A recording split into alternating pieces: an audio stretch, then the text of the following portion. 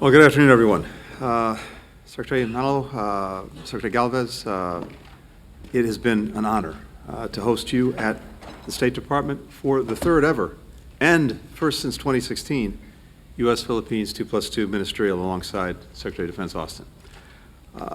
Today's meeting builds on the momentum of the high-level U.S. visits to the Philippines just over the past year, including by Vice President Harris, by Secretary Austin, and myself. The Philippines is the United States' oldest ally in the Indo-Pacific. Our relationship is based on the shared interests and values of Americans and Filipinos, including our abiding commitment to democracy. For decades, we've worked together to promote peace and stability across the region, and we're growing that effective partnership in scale and scope every single day, including through very productive, very rich discussions today. Our security alliance is an enduring source of strength for both of our nations. Today, we focused on ways to continue our close partnership under the Enhanced Defense Cooperation Agreement so that our forces can work even more closely together, including to provide humanitarian assistance and respond to disasters. Secretary Austin and I also reaffirmed the United States' unwavering commitment to standing with the Philippines against any intimidation or coercion, including in the South China Sea, and to preserving a region that's governed by international law, where goods and ideas and people can move freely. We also discussed deepening our robust economic ties, including through the Indo-Pacific Economic Framework for Prosperity. We're working closely with other IPEF partners to build out this framework to help our economies grow faster and fairer so that all our people can reach their full potential, lead on issues shaping the 21st century economy, and do it in a way that is sustainable for our planet. One way that we're putting our partnership through IPEF to work is by collaborating to increase economic opportunities for women and girls in the Philippines. We're providing training in growing industries like data science and artificial intelligence, where women have been underrepresented, and boosting digital literacy rates. And more broadly, as we discussed today, we're committed to expanding our economic cooperation across the board. Indeed, we discussed a number of areas where we can deepen our collaboration and cooperation in pursuit of that goal. Together, we're stepping up to address global challenges that no country can solve alone. We discussed our shared efforts to combat the climate crisis and strengthen energy security. The United States is committed to helping the Philippines reach its ambitious goal of reducing its greenhouse gas emissions by 75% by 2030. To do that, the U.S. government, and critically, the private sector, are supporting the growth of the offshore wind market, the development of nickel and cobalt facilities that will help the Philippines sustainably process minerals essential to the clean energy transition. We're also providing technical assistance and regulatory guidance to support the growth of the Philippines' civil nuclear energy program. We're looking to grow our cooperation through a 1-2-3 agreement on civil nuclear cooperation, which will make it easier for us to share technical knowledge as well as nuclear material and equipment. We're delivering solutions to the food security challenges impacting the Philippines, like so many other countries. Philippines-based companies, with the support of the United States government and the American private sector, are making impressive progress in developing climate-smart food systems, increasing their productivity, and the sustainability of their supply chains. We're looking forward to continuing this progress at the inaugural U.S.-Philippines Food Security Dialogue a little bit later this year. We're able to do this work not only because of the partnership between our governments, but also because of the partnership between our peoples. This year, we're celebrating the 75th anniversary of the Fulbright program in the Philippines, the longest-running Fulbright program in the world. More than 22,000 Filipinos have come to the United States through the Fulbright and other U.S. exchange programs, enriching our communities with their perspectives and experiences, innovating and launching businesses, building enduring bonds between our people, bonds that to this day renew and revitalize the friendship between our countries. Across all of these areas and more, the United States values and is proud of our robust and deepening partnership with the Philippines. Secretary Austin and I appreciated the opportunity to discuss in depth how we'll make this essential relationship even stronger in the months and years ahead. So really grateful to our colleagues for being here today, grateful to their teams, the hard work that's been done, but not grateful simply for their presence, but also the spirit in which together we are working to strengthen the bonds between our countries. Ricky, over to you. Thank you very much, Tony. Secretary of State Antony Blinken, Secretary of Defense Lloyd J. Austin III, Senior Undersecretary in OIC Carlito G. Galvez Jr., friends from the media, ladies and gentlemen, good afternoon. I'm very pleased to be here in Washington and to address all of you today.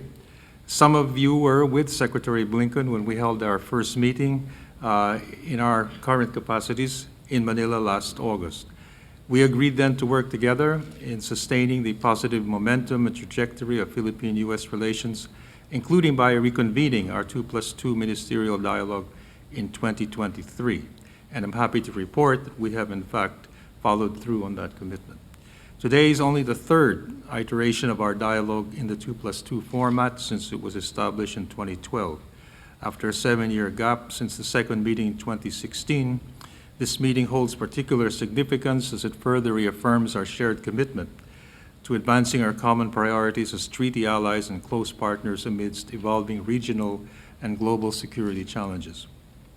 The joint statement we will issue today and the various areas it covers demonstrates the breadth and depth of our bilateral relationship. We've reached a number of key understandings that the Philippines believes will truly elevate our relationship and translate into direct, substantial, and tangible benefits for our peoples and countries. At today's meeting, we redoubled our commitment to modernizing the Philippine-U.S. alliance, recognizing that our partnership will need to play a stronger role in preserving an international law-based international order. This means ensuring the conduct of high-level and high-impact, high-value joint exercises, trainings, and other related activities. We especially welcome the United States pledge to fast-track and ramp up support for the modernization of our defense, civilian law enforcement, and humanitarian assistance and disaster response capabilities, especially in the maritime domain, as well as the implementation of EDCA projects and investments in and around EDCA agreed locations. I wish to point out that we also underscored the importance of equally ensuring that our modern alliance not only serves as an instrument of peace, but it shall also be a force for good that brings about sustained economic benefits to our two countries, down to our local communities. Our discussions and proposed ways forward are aligned with the Philippines' priorities on agriculture, food security, promoting energy security as we transition to clean energy, boosting trade, and building resilience of our supply chains, as well as enhancing connectivity and digitalization. Our discussions focus also on areas such as economic cooperation, climate change, renewable energy, economic resilience, and economic security. Thank you. Well, good afternoon, Secretary Blinken, Secretary Manalo, and Secretary Galvez. I'm honored to be here with you today for the third U.S.-Philippines 2+2 ministerial dialogue. As you've heard, it's the first of its kind in 7 years. But first, let me just say a few words about the story that I know many of you are tracking. I was first briefed on the reports of unauthorized disclosure of sensitive and classified material on the morning of April 6th. And since then, I've been convening senior department leaders daily on our response, and I've directed an urgent cross-department effort. And we've referred the matter to the Department of Justice, which has opened a criminal investigation. Now, I can't say much more while the Justice Department's investigation is ongoing, but we take this very seriously. And we will continue to work closely with our outstanding allies and partners, and nothing will ever stop us from keeping America secure. Now, let me turn to today's important discussions. We've come together at an historic moment in our alliance. For more than 7 decades, U.S. and Philippine forces have trained and fought alongside each other. And today we're building on those bonds to bring greater security, stability, and prosperity to the Indo-Pacific for the next 70 years and beyond. The commitments that we made today will spur even deeper cooperation to help ensure that we're poised to tackle the defining challenges of our time together. We all reaffirm today that our mutual defense treaty remains the bedrock of our cooperation. As Secretary Blinken and I have said clearly and repeatedly, The Mutual Defense Treaty applies to armed attacks on either of our armed forces, our aircraft, or public vessels, including our Coast Guard, anywhere in the South China Sea. And so today we built on our work together during my recent visit to Manila and discussed plans to operationalize the 4 new enhanced defense cooperation agreement locations in Palawan and northern Luzon. These sites will support combined training, exercises, and interoperability between our forces to ensure that we're even better prepared for future crises. We're proud of the investments we're making, and by the end of FY23, we expect to have allocated more than $100 million in infrastructure investments at the new and existing EDCA sites.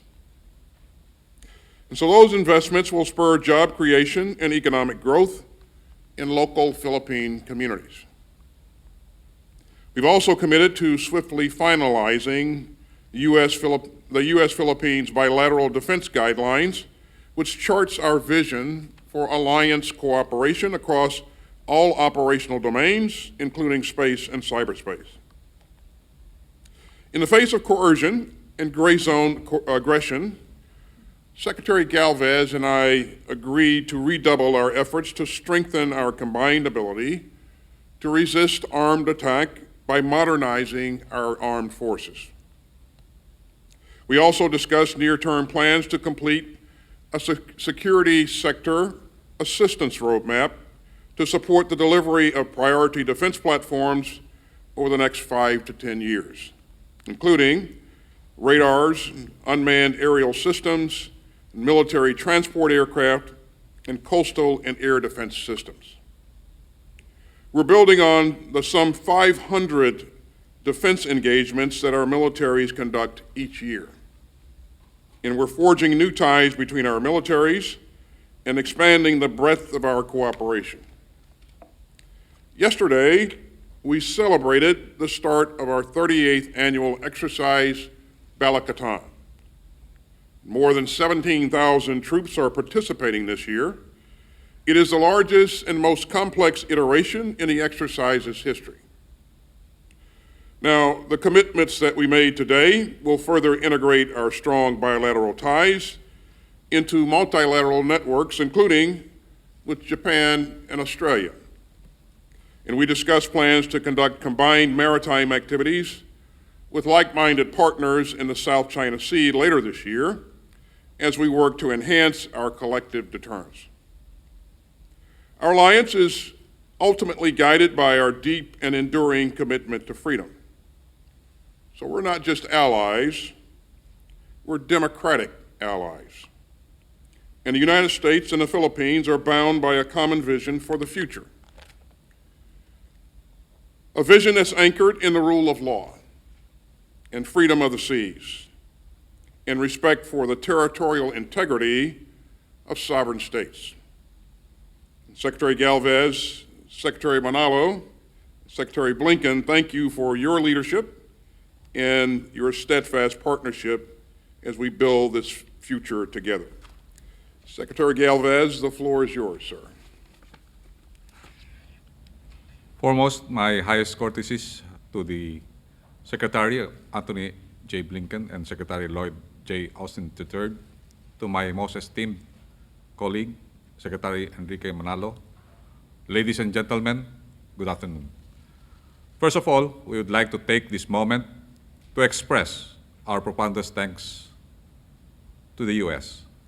We are grateful to the U.S. government and the American people for their kind assistance in our current environmental sea disaster in containing the oil spill in Oriental Mindoro. Upon our request for assistance, the Secretary of Defense, the U.S. Embassy, and the U.S. Navy manifested their unwavering support through its deployment of the Remotely Operated Vehicle, or ROV, as well as the technical support provided by the U.S. Coast Guard and the U.S. National Oceanic and Atmospheric Administration, or NOAA, to help contain an oil spill. The timely and efficient response of our allies in providing the technical and material support amounting to more than $20 million was very instrumental in mitigating the impact of this environmental disaster on our coastal communities that may affect millions of Filipino people. The aid and cooperation demonstrates the strength of the Philippine-U.S. Defense Alliance. And we are very proud to be partner of the United States, and your commitment to assisting us in this time of need has reinforced the bond of friendship and mutual trust between our nations. We will not forget. As the boxing star, I would also like to reiterate our appreciation for the 3.6 million vaccine doses donated by the U.S. government to the Philippines, which saved millions of Filipino lives and helped our economy to recover. Today, we have just concluded the third 2+2 ministerial meeting between the Philippines and the United States, and I am pleased to announce that it had been a most productive meeting which expanded to economic security. The last time the 2+2 ministerial consultations were convened was in January 2016. The fact that we are able to convene once again highlights the continued importance and relevance of our partnership and the need for continued dialogue and cooperation on matters of mutual interest. It is also noteworthy that this is the first time the meeting will be convened under the Marcos administration, which highlights the Philippine government's commitment to strengthening our alliance with the United States. Our meeting today will set the direction that we would like to be the Philippine-U.S. alliance to take in consideration of our present-day realities and common security challenges. Along this line, I wish to emphasize the strength and the credibility of the Philippine-U.S. Defense Alliance, which is founded on a shared commitment to regional peace, stability, and security. Our partnership has weathered many challenges in the past and continues to stand strong today. We reaffirm our commitment to the Mutual Defense Treaty, which is our cornerstone of our partnership. Our defense establishment recognized the need to work together to enhance our interoperability, increase our defense capacity, and build our resilience against emerging challenges. To this end, we agreed to explore new areas of cooperation and deepen our existing partnership in key areas such as mutual defense, maritime security, and information intelligence sharing, and joint sales and solidarity patrols.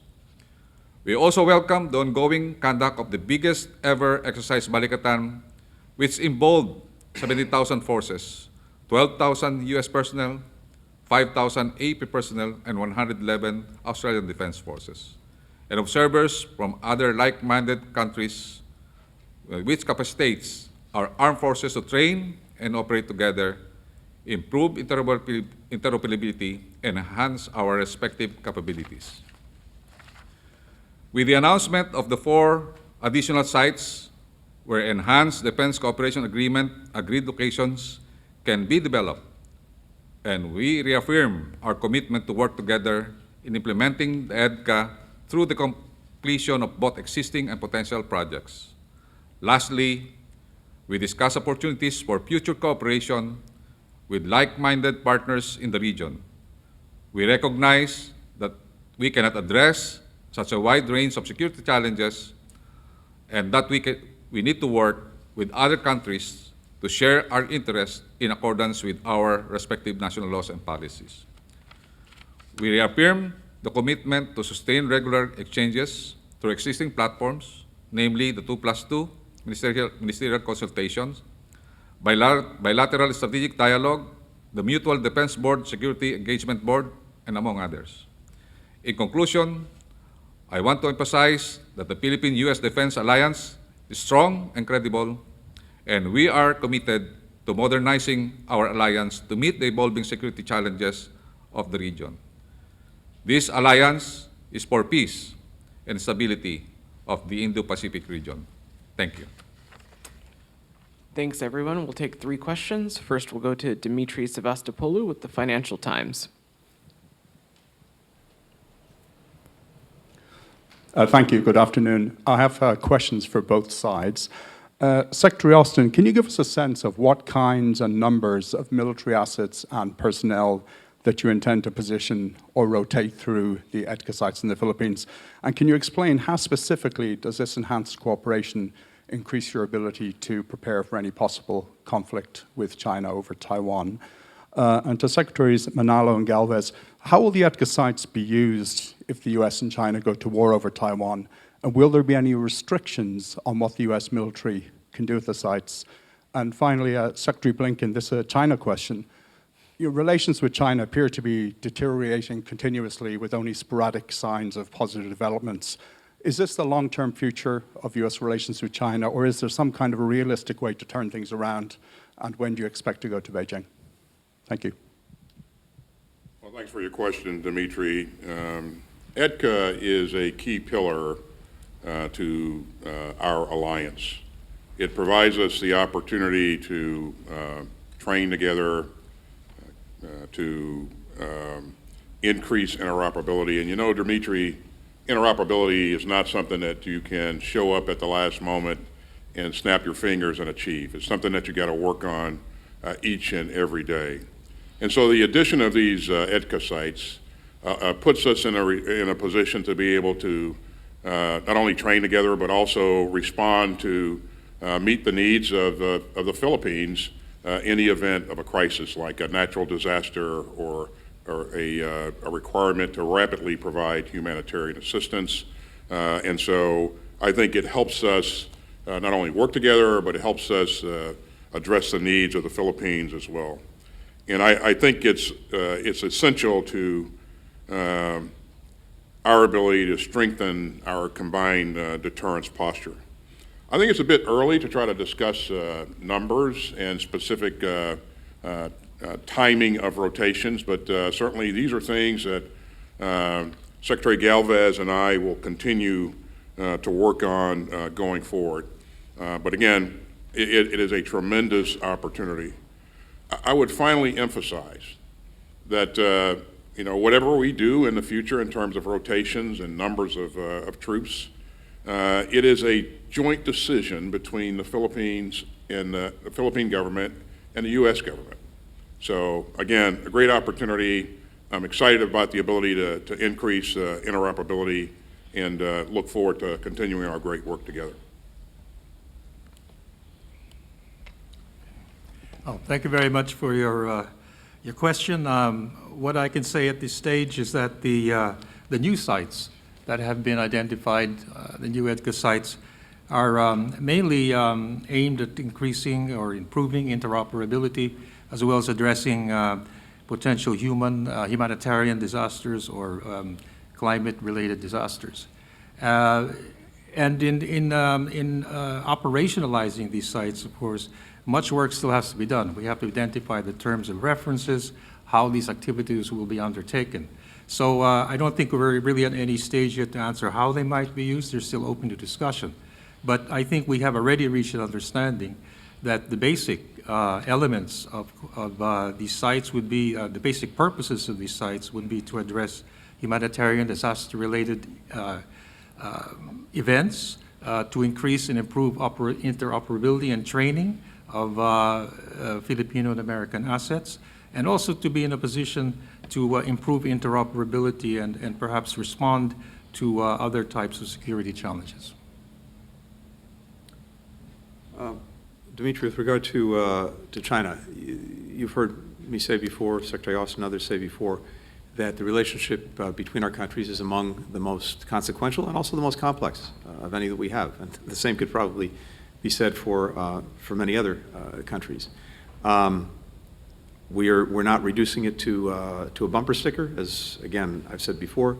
It has different aspects to it. Certainly competitive,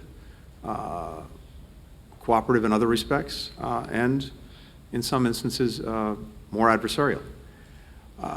What we've been working to do, first of all, is to make sure that when it comes to our own strategy and own approach, we're following through on it, making investments in ourselves, and our strength at home. We've done that, aligning increasingly with partners around the world, whether that's in Europe and Asia, and we've done that with greater convergence than I've seen at any time with key partners on the approach to some of the challenges posed by China, and putting those assets together so that we're competing very vigorously in upholding our interests, upholding our values, and building our vision for the future.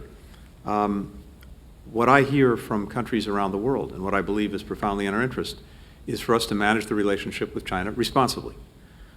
And our goal is peace, security, stability, creating opportunity. It's not to engage in a new Cold War. It's not to contain China. But in doing that, in trying to advance a world that is peaceful, secure, stable, and with more opportunity, we're going to stand up very vigorously for our values and for our interests, and we're doing that with regard to China. We're also prepared to work cooperatively with China where it's in our interest, in their interest, and I believe in the interest of the world. And there are a number of issues that we've laid out, transnational challenges that no one country can solve alone, where it would benefit all of us and benefit the world for us to find ways to work together. Through all of this, it's, I believe, important to maintain channels of communication to make sure that we're speaking to each other clearly, and we've certainly continued to do that, even through what's been a challenging period in our relationship. I think as our two presidents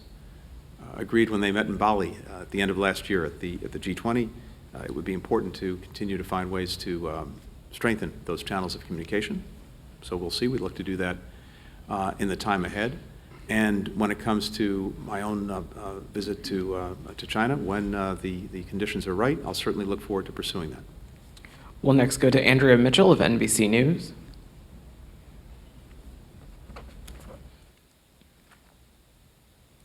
Thank you very much. Secretary Austin, you just said that you first learned about the leaked documents on the 6th of April. They've been online for months. Why didn't U.S. intelligence, the rest of U.S. government, see that those leaked documents online for all those months? Is that an intelligence failure? And I'd like to ask Secretary Blinken that same issue, as well as your conversations with Foreign Minister Kuleba of Ukraine. We have seen documents that indicate that Ukraine has crossed with Ukrainian agents working for the government, have launched drone attacks in Russia and in Belarus, contrary to commitments that they would not do that. Are you concerned that this will undermine Western support for Ukraine? And can you talk about the overall damage that these leaks have caused to our reputation for handling intelligence with our closest allies? And Mr. Foreign Minister, do you have concerns about sharing intelligence with the United States, given the fact that these leaked documents were online for so many months? Thanks, Andrea. The documents that we are aware of are dated the 28th of February, 1st of March.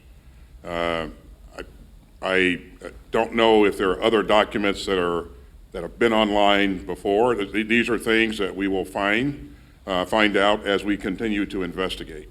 But the documents that we are focused on thus far, 28th of February and the 1st of March.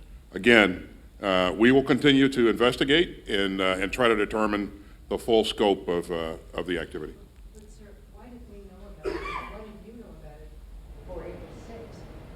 That means that they were up for at least many weeks, months, before U.S. intelligence knew that they were in the public domain.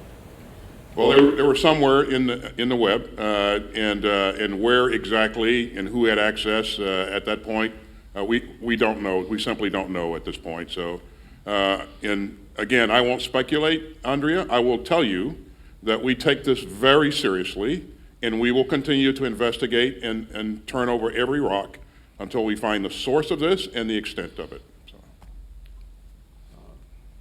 Andrew, I don't have much to add beyond what the Secretary said. Let me just say with regard to broadly allies and partners And these documents, we have engaged with allies and partners at high levels over the past days, including to reassure them about our own commitment to safeguarding intelligence and, of course, our commitment to our security partnerships. With regard to Ukraine itself, I did speak to Foreign Minister Kuleba today, and in speaking to him, among other things, I reaffirmed our enduring support for Ukraine and for its efforts to defend its territorial integrity, its sovereignty, its independence, reaffirmed the extraordinary support that we have provided to Ukraine along with dozens of other countries over the last year to help it defend itself, support that will be ongoing, and indeed, as you've seen just as recently this week, additional support that was provided. I'm not going to comment on specific actions that Ukraine takes when it comes to defending its sovereignty, its territorial integrity, but we are determined to assist Ukraine in the efforts that it's making to regain the territory that's been seized from it. And I reaffirmed that commitment today in speaking to Foreign Minister Kuleba. Are you concerned about cross-border attacks? Again, I'm not going to speak directly to any particular actions, and I'm certainly not going to comment on these purported documents. But Ukraine has to make decisions about how it can most effectively defend itself against Russian aggression and take back the territory that's been seized from it. We give our advice as appropriate. We provide the support that is well known, but Ukraine makes the decisions about how it actually prosecutes the effort to regain its territory. Well, first let me also share the view of Secretary Blinken that we are very confident especially after today's meeting, of the commitment to our alliance and our partnership. And I really don't want to jump to any speculation or jump to any conclusions at this stage. We have full confidence in the investigation that will be undertaken. And certainly we would have to wait for the results before we can even comment. But just let me say that we are confident of the strength of our relationship and our growing partnership. Final question, Will Molden of the Wall Street Journal.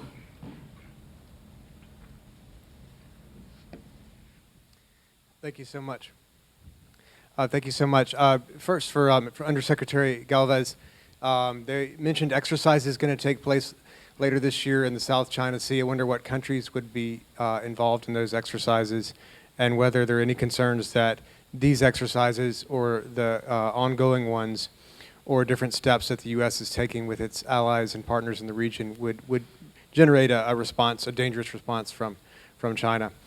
For Secretary Austin, I wanted to ask, irregardless of where the investigation into the documents takes us or the veracity of the documents, they're posted online and definitely seen by the Russians as well as the Ukrainians. I wonder to what degree this will affect the tactics of the expected Ukrainian offensive this spring or summer. To what degree will their tactics need to change? To what degree will you recommend changes in those tactics? Finally, for Secretary Blinken, I wanted to ask about my good friend and colleague, Evan Gershkovich. You found him wrongfully detained, and so wanted to ask when your staff will be able to get consular access to him in Russia. What's taking so long there? And will there be any leverage that you can exert? Is there any leverage that you can exert to get Russia to provide that access?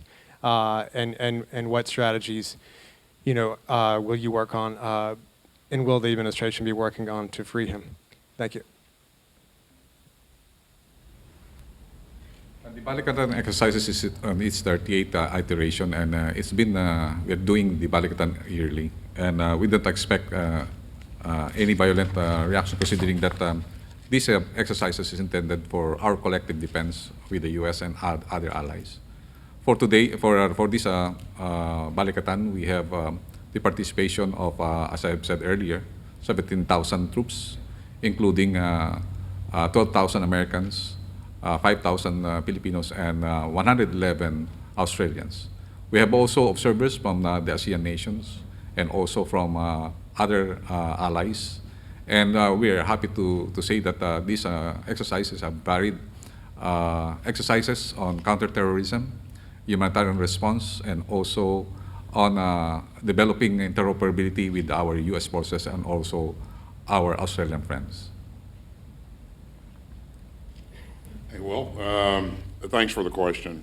I just spoke with my counterpart in Ukraine today, Minister Oleksiy Reznikov. We talked about a number of issues, but as we typically do. But he and the leadership remain focused on the task at hand, and I have every confidence that they will do what good leaders, great leaders do. They will fight the enemy and not be driven by a specific plan. They have a great plan to start, but only President Zelensky and his leadership really know the full details of that plan. So, you know, they have much of the capability that they need to continue to be successful. We've trained an enormous number of troops. We've provided a substantial number of platforms, and so I think he feels that they're in a pretty good position, and we'll stay focused on continuing to generate security assistance capability so that they can continue to be successful whenever they choose to take up offensive operations. And again, sustainment will be there throughout. We'll stay connected with our allies and partners. We next meet, for our next round of the Ukraine Defense Contact Group meeting on the 21st, and I look forward to seeing him and the rest of our colleagues at that meeting. And Will, as to your question regarding Evan, yes, I made the determination yesterday that he is being wrongfully detained by Russia. President Biden had an opportunity to speak to his family today, I believe. I've spoken to your colleagues, including leadership of the Wall Street Journal, multiple times about Evan's situation. When I spoke to Foreign Minister Lavrov about a week ago now, just after Evan was detained, I, of course, pressed for his immediate release, but I also pressed for immediate consular access to him. The fact that Russia has not granted that access puts it, once again, in violation of international commitments it's made, commitments that are at the heart of diplomatic relations between countries and the ability of our citizens as well to be able to safely be present in other countries. I think Russia not following through on meeting its obligations to consular access, never mind the practice of detaining people arbitrarily for political purposes, is going to do even more damage to Russia's standing around the world, standing that has been in free fall, particularly since its reinvasion of Ukraine last year. And I think it sends a very strong message to people around the world to beware of even setting foot there, lest they be arbitrarily detained, and in the context of being arbitrarily detained, not even having access for the diplomats who are there to look out for their interests, and who, as a matter of solemn international obligations that Russia has undertaken, should be allowed that access. I'm not going to get into what measures, steps we're taking or might take to do that. I can simply tell you that we are engaged every single day in pressing for that access, as well as pressing for Evan's release. Thank you, Your Excellencies.